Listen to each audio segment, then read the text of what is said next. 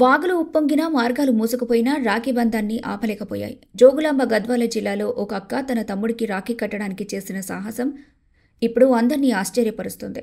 గత రాత్రి కురిసిన భారీ వర్షంతో మానవపాడు చుట్టూ వాగులు వంకలు పొంగిపొర్లుతున్నాయి. గ్రామం పూర్తిగా అష్టదిగ్బంధంలో చిక్కుకుంది. ఈ కష్ట సమయంలో గద్వాల పట్టణానికి చెందిన సరిత తన తమ్ముడికి రాఖీ కట్టడానికి బయలుదేరింది. ప్రధాన రహదారి అండర్ రైల్వే బ్రిడ్జ్ వద్ద నిల్వ నీరు ప్రవహిస్తున్న వాగులు ఎటు వెళ్లాలో తెలియని పరిస్థితి. కానీ తమ్ముడికి రాఖీ కట్టడమే నా లక్ష్యమనే సంకల్పంతో ముందుకు సాగింది సరిత.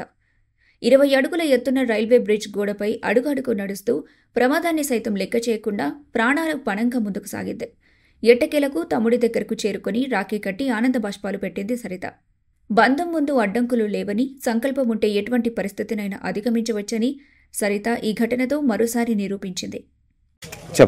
నా పేరు సరిత. మేము గద్వాల నుంచి వస్తున్నాము.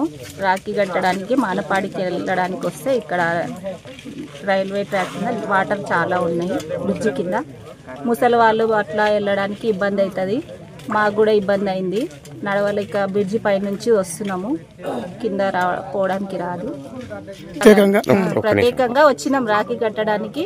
ఇబ్బందిగా అవుతుంది ఇక్కడ. మేము ఇక్కడ మానపాడికి రాఖీ కట్టడానికి వచ్చినాము.